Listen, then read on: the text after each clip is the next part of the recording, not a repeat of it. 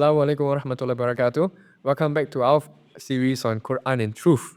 And this is the second episode of this video series that we're doing. Essentially, this video series about Quran and Truth is centered around addressing certain misconceptions that people may form of the Quran at all levels. Be it you're a prospective Muslim, a new Muslim, returning Muslim, and of course, with Ijaz here, we are blessed with his kind of context from living a university life and kind of trying to make sense of Islam as a university student. So, in that first episode earlier on, we talked about what the Quran is, some challenges that we face in Singapore in a uni context of trying to learn the Quran, connecting with the Quran, and especially the challenge of having certainty that the Quran is from God, right? And the Quran contains truths that Muslims can buy into and use as a basis of reference.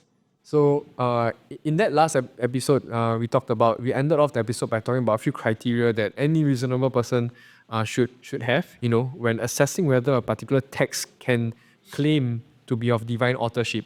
So, I'm quickly going to rehash these criterias. And inshallah, today we're going to talk about two of these criteria, the first two. The first one is that it must claim itself to be from God. The second one is that it must be unique and inimitable. The third one is that it must contain absolute principles. And don't worry about these terms, you unpack them as we go along. Number four is that it should contain neither discrepancy or inaccuracy. That means it must not contain any falsehood. Number five, it must contribute to the well-being of mankind at all levels.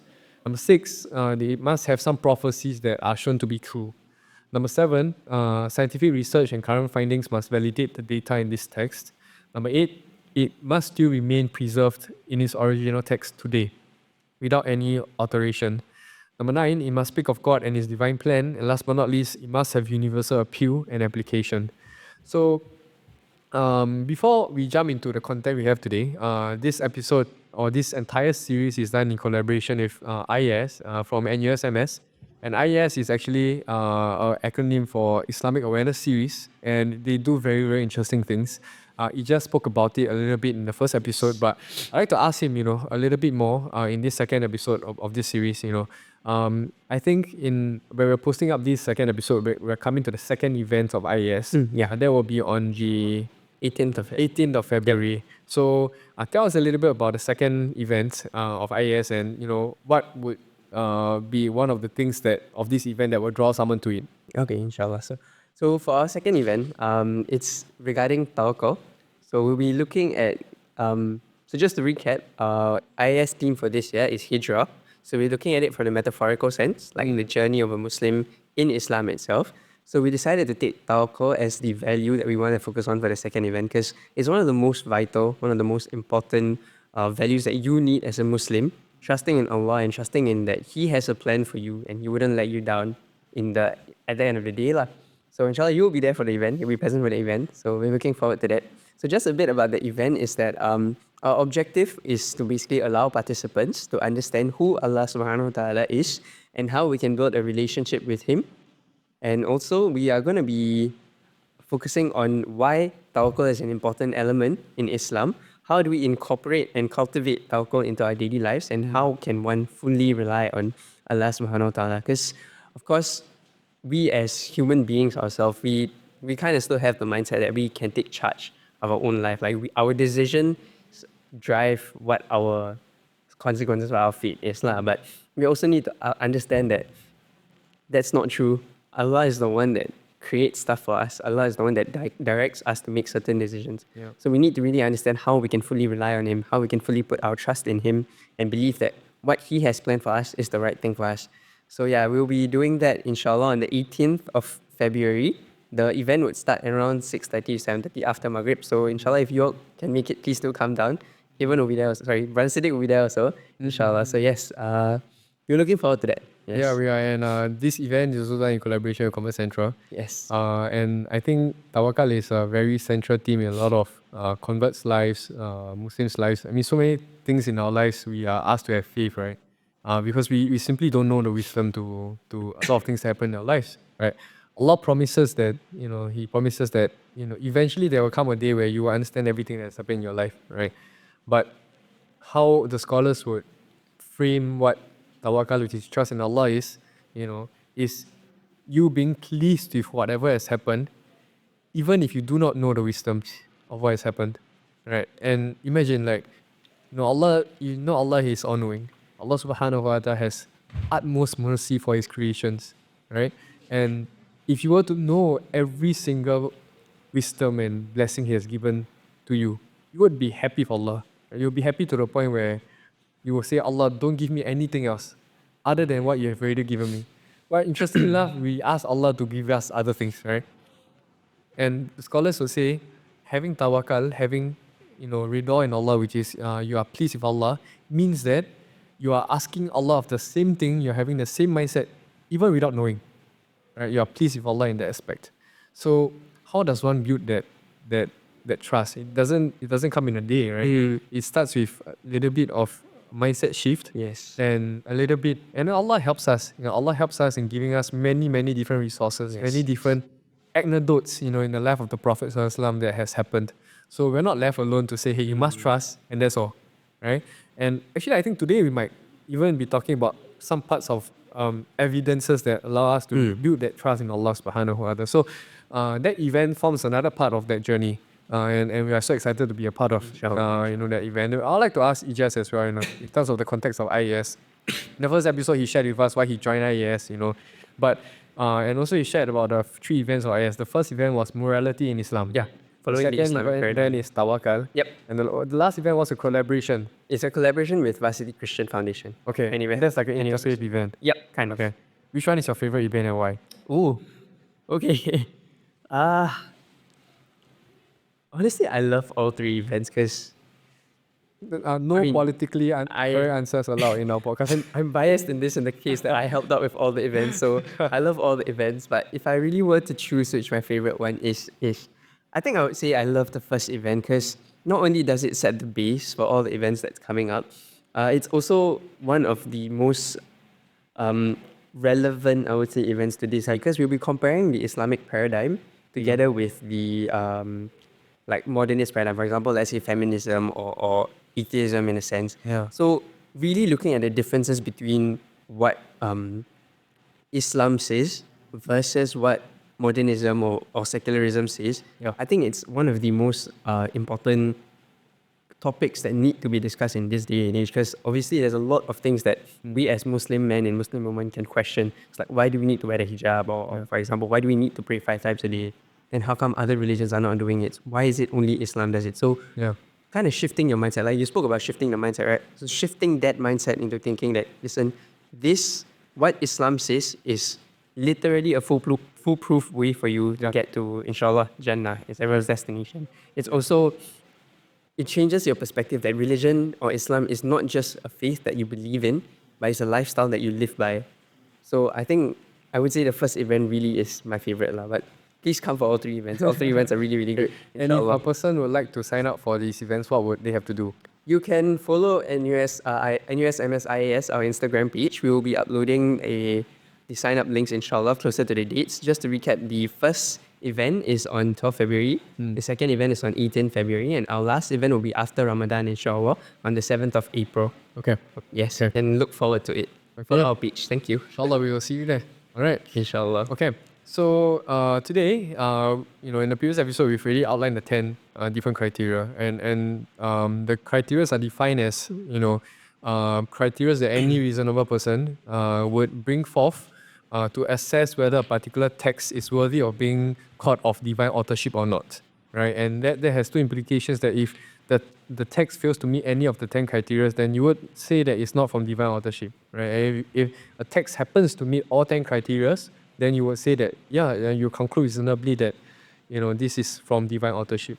And coming from like a clean slate perspective, you're going to apply that criteria and assess whether the Quran is from divine authorship or not, right? And we hope that at the end of this episode, the first 2 criteria would have shown that, it based on the perspective of these 2 criteria, the Quran is from divine authorship, inshallah. Right. So the first criteria would be that the text must claim itself to be from God, right? And I'm just gonna jump in real quick and say, hey, there is, when you claim that something is from God, there are two different types of origins. Right? Either someone has claimed it or the book itself must make the claim. Like for example, if you watch movies, right, and the movie is okay, this is the best movie of all time, right? Someone must have said something about the movie, right? A reviewer must have said something, right? And in this case itself, the criteria comes in the form of it must claim itself to be from God, right? Just why do you think like that's the way? Why couldn't it be that someone claims the Quran must be from God? And what is the relevant difference here? I think the answer can be found in the Quran itself. So if you look at the Quran, chapter number 5, Surah Al-Ma'idah, and verse number 3, you see that Allah literally says, "Do not fear them, fear me. Today I have perfected your faith for you, completed my favor upon you, and chosen Islam as your way." So like how you mentioned, there's no claim made by anyone else. Allah himself is claiming that this is your religion and I have perfected it for you. Yeah. So he has said it himself that this is flawless. So there's no way you are saying, it's made by someone or it's not Allah's word, astaghfirullah. It's him telling you this is the religion and it's perfect. There's no mistakes in it. Yeah. So I think that itself covers the fact that, Yeah. it's a good claim. And yeah, like as you said, like in the Quran, you see that it has done so many times. It has claimed that it's a divine guidance.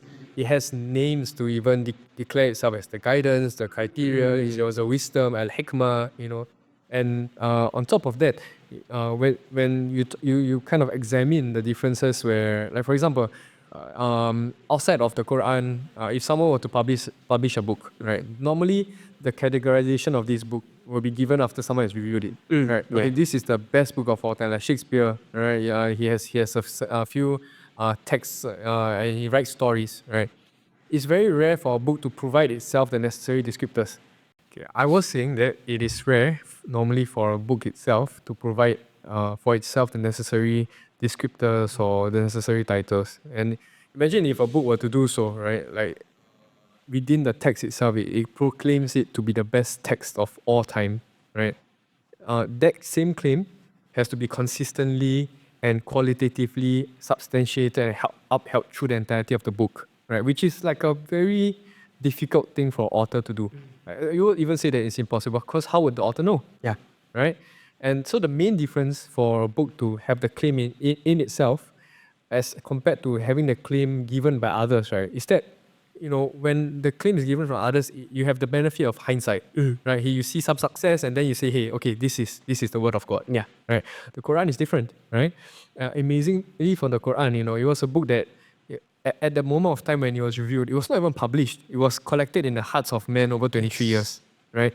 And within that 23 years itself, the Quran already describes itself to be from God, right? This is the word of God, right? This is the guidance, and this is the word that will be preserved, right? It makes these claims, and we also recognize that normally the bigger the claim, right, the more something has to do to substantiate the claim, right? For the Quran to claim itself to be the divine guidance, right? How would anyone have had the foresight that 1,400 years later, 2025, everyone would have a unanimous consensus that this is the guidance, right? And just as like in comparison, right? In the film industry, even when it comes to reviews, it comes in stages, right? You have like the pre-screening, you have the critics, you have the audiences, and then months after, you then consider, hey, this is the best movie of all time, right? At the Oscars or the Emmy Awards, then hey, this is the best movie of the year, right? When have we ever watched a movie which in the movie proclaims itself, okay, this is the best Oscar-winning movie of the year, or in any other forms of media, in books, in articles, in text, in anything, right? And in it, only the Quran would have a characteristic like that and would be able to substantiate it, right? And amazingly, how could the author, which is Prophet ﷺ, not the author, the one that the Quran was revealed to, Prophet ﷺ, who could not read or write, produce such a book, right? Quran is not simply just a book of poetry, right? For the content that it contained, right? No one would have known that the content would be relevant today. Yeah. 1,400 years ago, right? And if the content was not even relevant today, then in no shape or form would it have been considered as the guidance for all mankind, right? So, what are some actual parts of the Quran that actually claim that it was actually divine guidance, right? There is a verse in chapter 6 of the Quran, verse 92. Allah says that this is a book that we have sent down blessed and confirm what was before it, so that you may warn the mother of cities and those around it. Those who believe in the hereafter believe in the book, and they are maintaining their prayers. Allah says very clearly this is a book that He had sent down, right? And in another chapter, chapter 17, verse 105, He says, and with the truth you have sent the Quran down. He addresses, He says Quran, right? He sends the Quran down. And with the truth it has descended. We have not sent to you, O Muhammad, who is the Prophet, except as a bringing of good tidings and as a warning, right? On top of that, the Quran proclaims itself not just as simply the divine guidance, several names it has. Number one, the reminder. Number two, the truth al-haq. Number three, the criterion, right? Number four, revelation. Number five, the guidance and the wisdom. Right? And the question to ask yourself, as compared to just any other ordinary book, would any author have had the foresight to include something like this in the book itself? Right? And you realize that, hey, this is not man-made. Right? No author could have done that and substantiated the claim. Right? No author would have done that repeatedly, not just once in the Quran, hidden in some very, very small details of the chapter, but in every single chapter of the Quran, you see, right? In the second chapter of the Quran, this is a book of glad tidings, Allah says, right? And it's sustained throughout the Quran, and no one would have the foresight to have known. So with this, if you were to use that as one of the criteria, you will see that the Quran fully meets it. So claiming itself to be from God, the text itself, this is the first criteria for us to examine whether a particular text to be valid in its claim to be from divine authorship or not. For it to not have a claim within the text itself, or not have someone claim it to be of divine origin, makes the case that there is no claim, number one. For it to claim that someone has claimed it to be of divine authorship, but the text itself doesn't make the claim, also goes to show that the claim could have been made in foresight, in hindsight. And so last but not least, if the claim itself comes from the book or the text, then it's one of the very strong indicators that this criterion has been met and the text itself can be of divine authorship. Okay? So let's go to the second one. The second one is a little bit more quote-unquote well-known in terms of its criteria. Number one is because the Quran itself makes that criteria known. And the Quran poses a challenge, for anyone to imitate or come with a chapter that is similar to what the Quran has. So this criteria of the text being unique and inimitable, it states that the book from God must be so distinct and unique that it cannot be imitated by anyone, right? So let's jump a little bit into this. Of course, we know of the verse in Surah Al-Baqarah that Allah comes up with a challenge, to anyone that can come up with a chapter or similar to it that is from the Quran. Why do you think Allah does that? And why do you think that is so important in terms of proving a particular text as from divine authorship? I think the main point about putting out that ayah will be to show that there's levels to there's Allah and then there's us. We cannot produce something that's on the same plane as what He can. Yeah. So, because earlier I mentioned the ayah from Al-Ma'idah that says we have perfected this religion for you, right? So it's so perfect to the extent you can't emulate it, you can't change it, you can't also produce something similar to it. They tried it actually, a couple years ago. I don't know if you heard about it. During COVID, they tried to produce they tried to those who weren't fond about the idea of Islam, they tried to make a sort of surah that talks about COVID. Yeah. And they tried to pass it off as a surah of its own. But it was shut down very quickly and it didn't make sense because the first ayat itself literally just says COVID. So I'm like, I don't think Allah would have specifically said the word COVID. Yeah, it was in Arabic? Yes. And there was a recitation online. I heard it also. It sounded very nonsensical, but they tried to do something similar to that, but it was immediately shut down. And I think, what you mentioned, it's impossible to make something as good as the Quran itself because when you really go into researching about the Quran, right, the way each chapter is organized, the way each ayah is organized, it blows your mind in a sense. Because, for instance, if you take Al-Fatiha itself, right, the first few ayats talks about Allah, the next few ayats talk about our relationship with Him, or in a sense, what we want from Him and stuff. So it talks in a dua type of sense. So this formatting per se it can be seen in every other surah, the way it's organized and stuff. So to really think that deeply, to look at every minute detail and make it so that it's just perfect in every sort of way, it's just impossible. Yeah. So really, like, you know that this is the revelation. You know that this is the words from Allah itself. Yeah. And I think, together with what you said, beyond the prose, the tone, the style of the Quran, beyond the content, the Quran being perfect, unique, and distinct is to the point where when you put everything in the context, hey, like someone could come up with a particular chapter that copies the tone of the Quran, right?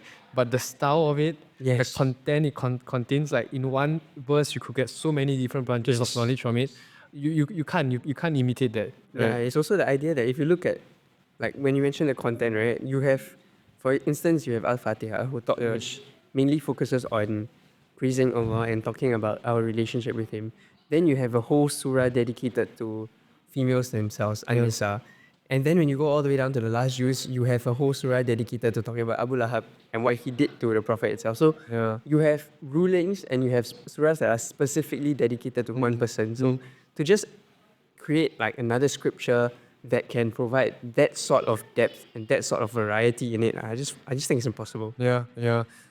So I think one that has actually read the Quran, learned the Quran, it is quite intuitive Yes. that, it's quite unique in itself. Why then people come up with this criteria, which is that, it must be unique and inimitable? It is because, number one, this is of divine source, Yeah. right? For someone to come up with something similar to it, it shows that the nature of it can be man-made, right? Which is impossible, number one. Yeah. And number two, in our first criteria, we said that, okay, the book itself must make a claim that it is of divine source, divine authorship, right? To simply make a claim from the book itself, someone might say, hey, it's not sufficient as evidence because it's just a claim, right?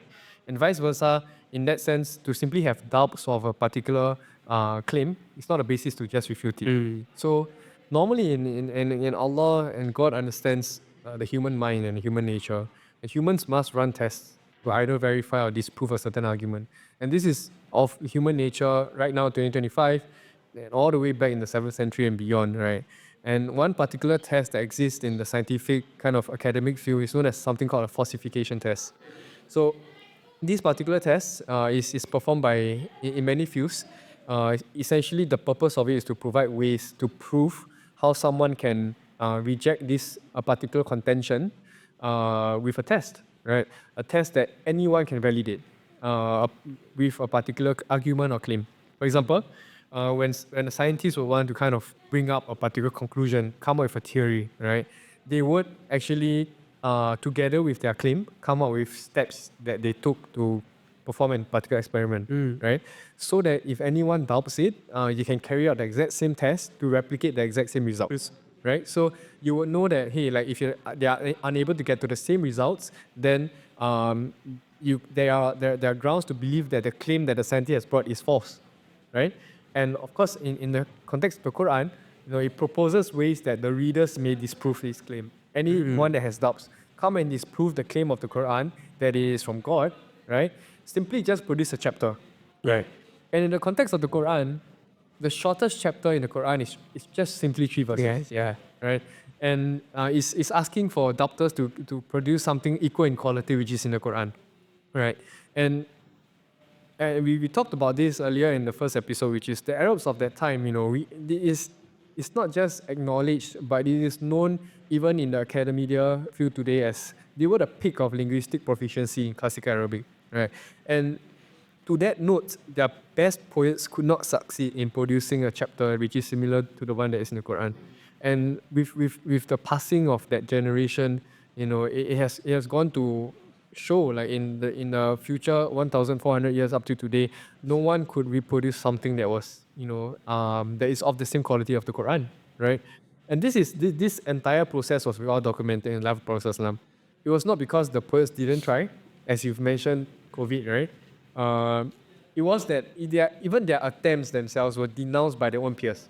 So the disbelievers were even laughing at each other's attempt at trying to emulate the Quran, right? Because they were laughing at each other's work for lacking style, lacking eloquence, or lacking profoundness of the Quran. And eventually they got to the point where we mentioned earlier, instead of poking holes in the Quran, they will instead ask questions like, oh, where did Muhammad get these verses? They even thought that the Prophet was getting it from people of other faiths, right? That means the Jews or the Christians were writing these verses and giving it to the Prophet, right? Which had, an indication that he wasn't the one who came up with these verses, right? And as a last resort, at a certain point, they only ask questions that were simply distractions. So they ask questions like, oh, why was the Quran in Arabic? Did the Quran not reveal all at once? And questions that, genuine questions, but even if these questions were not addressed, the claim that the Quran was not able to be imitated and was unique wouldn't be challenged, right? So this goes to show once again that, number one, the challenge from God still stands today. Anyone could could try to imitate the Quran, and we're still not able to, even with the technologies of today, right? Even with the accessibility of knowledge today, we are unable to. That's number one, right? And number two, it goes to show that God has already outlined a certain particular path where you could disprove the text. You're still not able to, right? You're not able to because the nature of the text is divinely altered. It's not man-made, right? And this is the second criteria in which one is able to assess whether a particular text is of divine origin or not. And when you put it into context, the first two criteria form a very nice understanding of the Quran, right? The first criteria in that, the Quran is bold enough to label itself as divine guidance. And secondly, that no other text comes near to the Quran. We think about the Quran and sometimes we are saying that, hey, the Quran contains scientific facts, but it's not a book of science, right? We think about the Quran and the Quran says, okay, it contains a lot of wisdom, but it's not a book of philosophy, right? We think of the Quran, it says, okay, a lot of natural sciences, but it's not a book of history, it's neither a book of geography, it is also not a book of literature, even though it contains many literary miracles, right? The best way anyone could describe the Quran would be probably an encyclopedia. Right? It contains a lot of everything. But if you take into account that the Quran has barely, 7,000 verses, right? Whereas an encyclopedia would encompass many different volumes, thousands of pages, right? Quran had only 114 chapters, right? Then one would come to a conclusion that there is only one way to describe the Quran and to categorize the Quran, a way that the Quran has categorized for itself. It is divine guidance. It is a holy book. And that brings us to a nice conclusion for the first episode, on unpacking the first two criteria. And again, we started from a clean slate perspective. We didn't come from a perspective, hey, this is the Quran's claim, hence it must be true.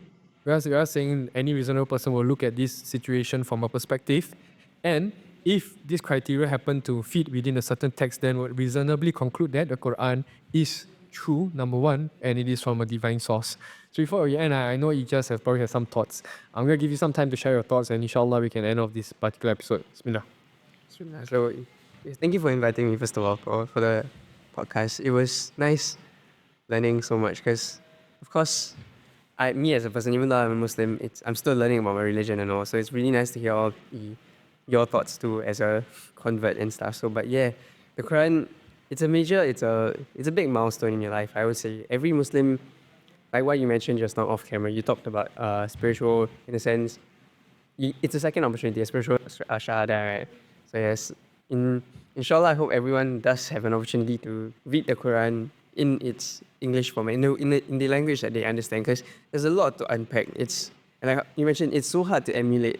Even the simplest things, for example, all the surahs have Bismillah at the start of it, except for one. Nobody would think of that except Allah subhanahu wa ta'ala. So, inshallah, I hope everyone has the opportunity to read the Quran in its in a way that they understand and find the beauty of it, inshallah. And yes, at this point, I also like to promote my events, inshallah, that will be happening. Please do look out for the sign-up links that will be posted closer to the date, and please do attend the events, inshallah. Inshallah.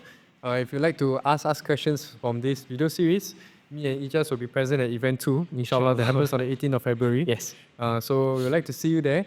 And of course, if there's any questions about this series, any questions that you guys like to ask that came up from our discussions, we always say that our videos that come about, they are not necessarily like the conclusive end to the discussion of the topic, but rather a good way to start the topic of discussion in your life. So feel free to drop any questions you have about the Quran into our Instagram. And if you'd like to get in touch with, IAS, please head over to their Instagram as well. I'm sure they'll be happy to interact with anyone that comes to them with interest about Islam. So we'd like to end off this podcast by reciting Tasbih Kafaro and Surah Al-Asr. And once again, we will see you on the 18th of February, inshallah.